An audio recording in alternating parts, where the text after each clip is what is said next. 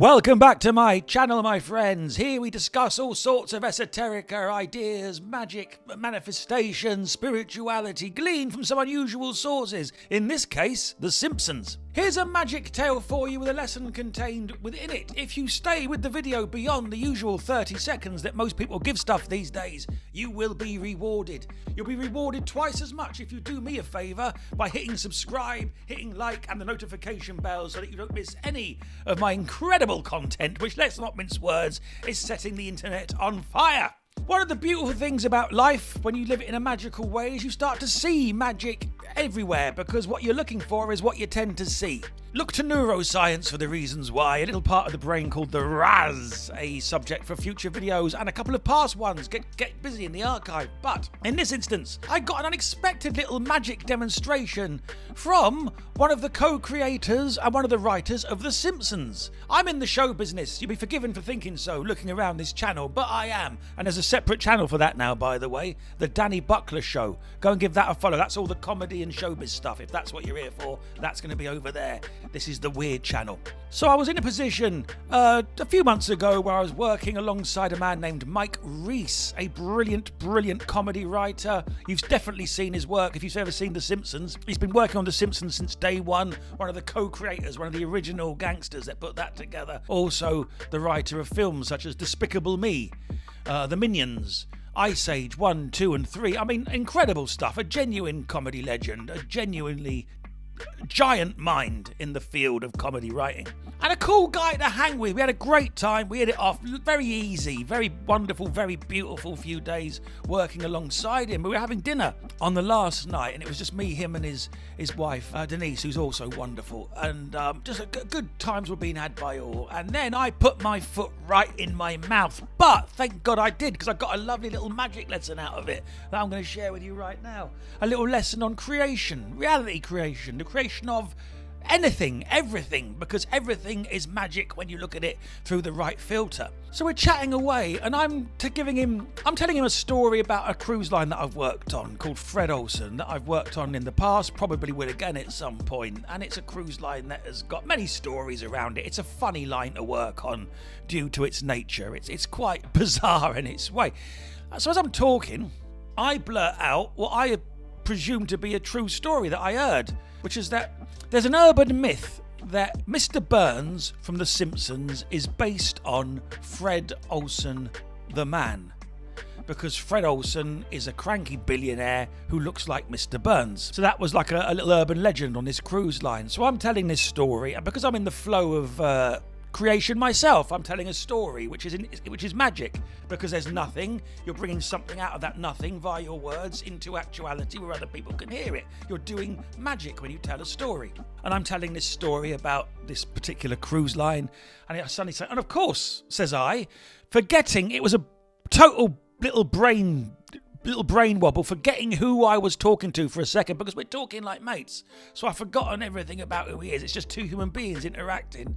And I say, oh, of course, because Fred Olsen was the basis for Mr. Burns in The Simpsons. I'm telling the man that co-created The Simpsons where he got the inspiration from for Mr. Burns, but I don't realise I'm doing it. But I'm a wally, foot in mouth. Or was it because it led to this exchange? He didn't pull a face, but you could see he was a little bit like, I've heard this story so many times. And he actually said that, I've heard this story so many times. In a very good-natured way. He's a sweet man. Everyone's got their own version of what... Everyone thinks that certain characters are based on certain people, and you constantly hear it. And I thought, oh, God, I've put my foot right in it here, but, you know... And I admitted it on the spot. I'm so sorry. I completely forgot who I was talking to. And he told me that... The truth of it was, a group of writers got together in a writer's room. They were creating the characters for the show with no idea what it was going to be. And the idea came up that Homer would need a boss. And if Homer works in a power station, his boss has got to own the power station, which means his boss is going to be a billionaire. So what sort of billionaire should we create? Should we make it an old one? And then around the table, they were bouncing ideas off each other. And then, well, if he's old, his memory is going to be a bit doddery. But wouldn't it be funny if the only thing he can't remember is Homer's name? That's a funny bit. And these little threads, things that they didn't realise at the time were going to become massive parts of the comedy landscape. And they created Mr. Burns. They came up with the name and his mannerisms, his age, all organically out of the room. And at the end of the day, they've got a notebook full of ideas and some sketches. And there's Mr. Burns. Mr. Burns is born. And at the moment, only 5 people know him. He's not been the cartoon's not even started yet. And then Harry Shearer saw the notes, saw the character. Harry Shearer created the voice. That Mr. Burns, voice Smithers. Dispose of this. Simpson, eh? I'll remember that name. And Mr. Burns is born.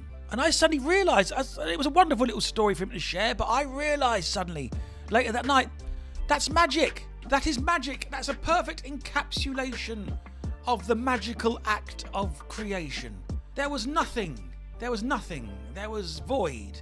And a group of magicians came together, and then there was the spark from Hockma, the beginning of the idea coming down. The idea of boss, the notion of Homer having a boss that then gets downloaded a bit further to how he looks, how he speaks, how he sounds, how he thinks, and then we move from there down through the tree of life, if you will, to this present moment where he is born onto the page via the wand, the pen, making the ink on the pad. He's being brought down and out into actuality. The sketch of him now forming. And at the end of the day, an act of creation, we now have a character that exists with a name and a story, and all these different comedic possibilities have been born into the world. We started with nothing, we end with something that exists, that other people can see, that is going to affect them, make them laugh, make their brains release endorphins, and become a global thing. Magic in action. Nothing to something. Manifestation in action. There it was. And that's true. That's true of every fictitious character you've ever heard of. My brain was now expanding out. Every character started like that. There was nothing, there was something. There was a day when there was nothing. At the end of that day, there was Superman. There was a day when there was nothing. At the end of that day, there was Batman. And then some work was done and Batman became the Batman that we understand, because believe me, the original Batman was not.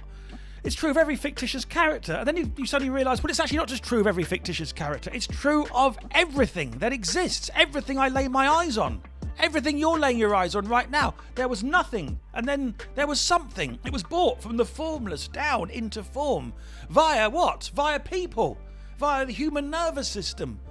Via men and women doing the labour and bringing the idea down, acting on it and bringing it out into reality. This table, this microphone, all of it starting as a concept that even before the idea there was the concept, and down it came. And you might say, well, yes, mate, that's just the living of life. Stuff gets made. And you're right. That is just the living of life. Stuff gets made. Stuff gets done, because life is magic. Just the living of life is magic.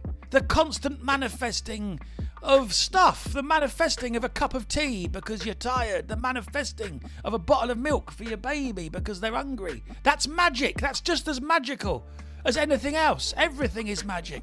And if everything is magic, what does that make you in your own life? A magician.